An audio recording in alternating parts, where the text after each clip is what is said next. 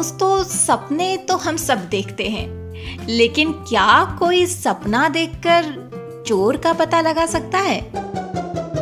नमस्कार दोस्तों, मैं हूं संपर्क दीदी और आप सुन रहे हैं संपर्क पॉडकास्ट। आज के एपिसोड में हम सुनेंगे कहानी अंगूठी चोर। तो बस अपनी कल्पनाओं के सारे दरवाजे खोल दीजिए और क्रिएटिविटी की हवा आने दीजिए।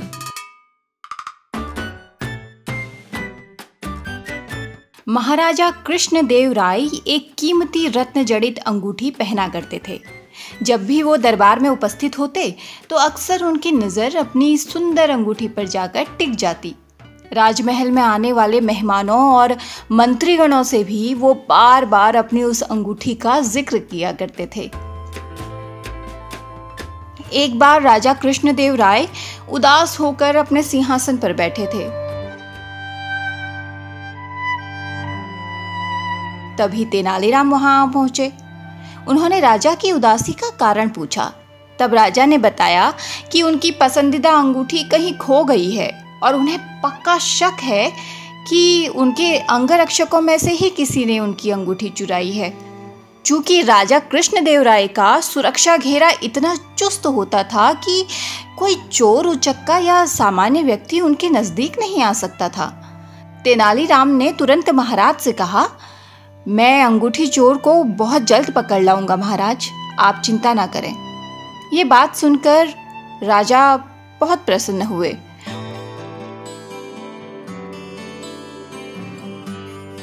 उन्होंने तुरंत अपने अंगरक्षकों को बुला लिया। तेनालीराम ने कहा, राजा की अंगूठी आप 12 अंगरक्षकों में से किसी एक ने ली है, लेकिन मैं इसका पता बड़ी आसानी से लगा लूंगा। जो सच्चा है उसे डरने की कोई ज़रूरत नहीं, और जो चोर है वो कठोर दंड भोगने के लिए तैयार हो जाए। तेनालीराम ने बोलना जारी रखा, चलिए आप सब मेरे साथ आइए, हम सबको काली माँ के मंदिर जाना है। ये सुनकर राजा थोड़ा आश्चर्यचकित हुए। उन्होंने तेनालीराम से कहा, ये क्या कर रहे हो तेनालीराम, हमें चोर का पता लगाना है, मंदिर के दर्शन नहीं कराने। महाराज आप धैर्य रखिए, जल्द ही चोर का पता चल जाएगा। तेनालीराम ने राजा को सब्र करने को कहा।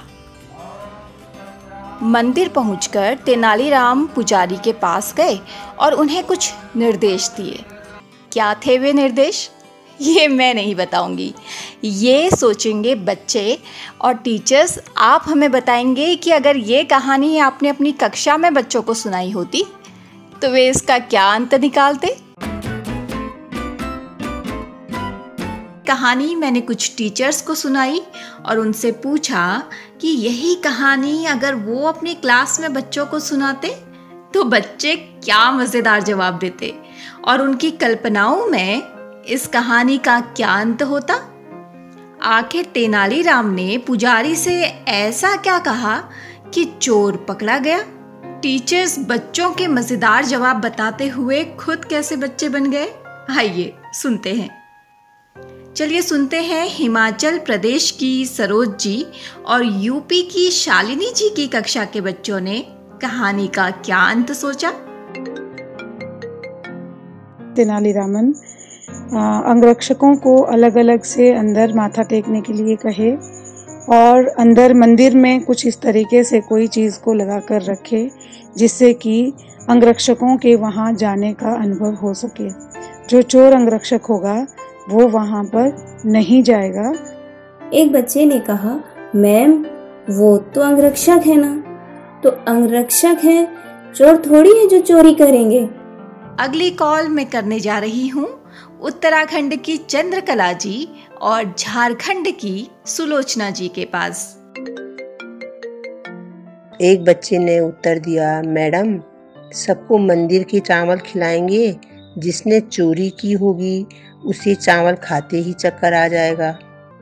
पुजारी तेनालीराम के निर्देशानुसार सभी 12 अंगरक्षकों को काली माँ की मूर्ति के सामने एक समान एक माप की एक छड़ी देते हुए कहा कि आप में से जिसने भी ये चोरी की होगी उनकी छड़ी कल सुबह तक 2 इंच बड़ी हो जाएंगी। अतः आप सबों को कल इसी समय अपनी अपनी छड़ी के साथ उपस्थित होना है। छत्तीसगढ़ की रूपा जी और हरदयाल जी से सुनते हैं उनकी कक्षा के मजेदार जवाब।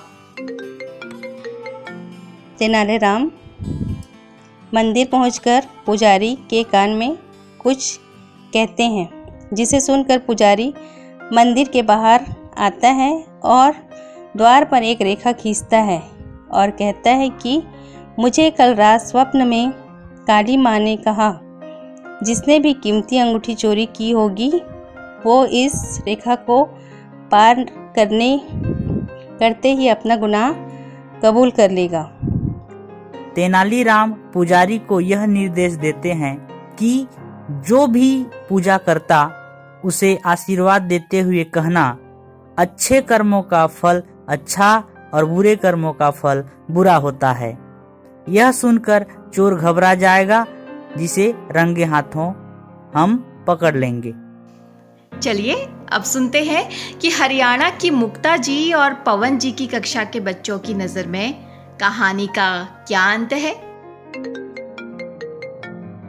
जो सच्चा है वह माता रानी का प्रसाद ग्रहण करेगा और जो चोर है वह प्रसाद खाते ही बेहोश हो जाएगा। यह बात सुनकर चोर प्रसाद ग्रहण करने में हिचकिचाएगा, इस प्रकार वह पकड़ा जाएगा। मंदिर जाकर तेनालीराम ने सभी अंगरक्षकों को कहा कि वे मंदिर के अंदर जाएं और एक एक करके माता की मूर्ति को तिलक लगाकर बाहर आएं।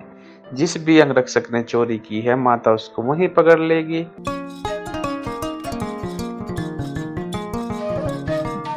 तो ये थे कहानी के वो अंत जो बच्चों को लगता है। चलिए सुनते हैं इस कहानी का अंत क्या है। मंदिर पहुंचकर तेनालीराम पुजारी के पास गए और उन्हें कुछ निर्देश दिए। इसके बाद उन्होंने अंगरक्षकों से कहा, आप सबको बारी बारी से मंदिर में जाकर माँ काली की मूर्ति के पैर छूने हैं और फौरन बाहर निकलकर आना है। ऐसा करने से माँ काली आज रात स्वप्न में मुझे उस चोर का नाम अवश्य बताएंगी। अब सारे अंगरक्षक बारी बारी से मंदिर में जाकर माता के पैर छूने लगे। जैसे ही कोई अंगरक्षक पैर छूकर बाहर निकलता, तेनालीराम उसका हाथ सूंघते और उन्हें एक कतार में खड़ा कर देते। कुछ ही देर में सभी अंगरक्षक एक कतार में खड़े हो गए। महाराज बोले, तेनालीराम चोर का पता तो कल सुबह लगेगा, तब तक इनका क्या करना है? नहीं महाराज, चोर का पता तो लग चुका है।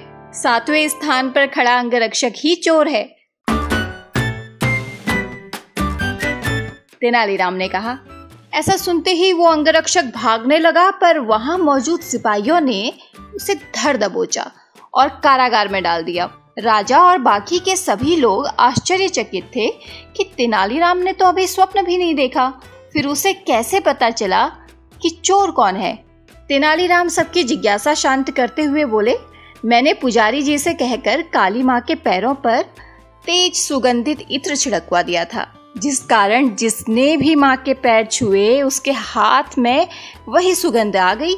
लेकिन जब मैंने 7वें अंगरक्षक के हाथ सूंघे तो उनमें कोई खुशबू नहीं थी। उसने पकड़े जाने के डर से माँ काली की मूर्ति के पैर छुए ही नहीं। इसलिए ये साबित हो गया कि उसी के मन में पाप था और वही चोर है। राजा कृष्णदेव राय एक बार फिर तेनालीराम की बुद्धिमत्ता के कायल हो गए। उन्होंने स्वर्ण मुद्राओं से तेनालीराम को सम्मानित किया। तो टीचर्स, ये थी हमारी आज की कहानी। ये तो आप जानते ही हैं कि नई शिक्षा नीति यानी NEP में भी बच्चों को कहानियाँ सुनाई जाने की बात पर जोर डाला गया है। बच्चों को कहानी सुनाई जानी चाहिए, ये तो सब कहते हैं, लेकिन सवालों के शहंशाह इन बच्चों के लिए कहाँ से आएंगी हर बार नई कहानियाँ? और किसके पास है ये बेचारा? मेरे पास। जी हाँ, अब से मैं लेकर आऊँगी आपके लिए हर पॉडकास्ट में एक नई कहानी। ये पॉडकास्ट आपको कैसे लग रहे हैं मुझे ज़रूर बताइए। और हाँ, मुझे ज़रूर बताइए कि इस कहानी से आपको क्या सीख मिली।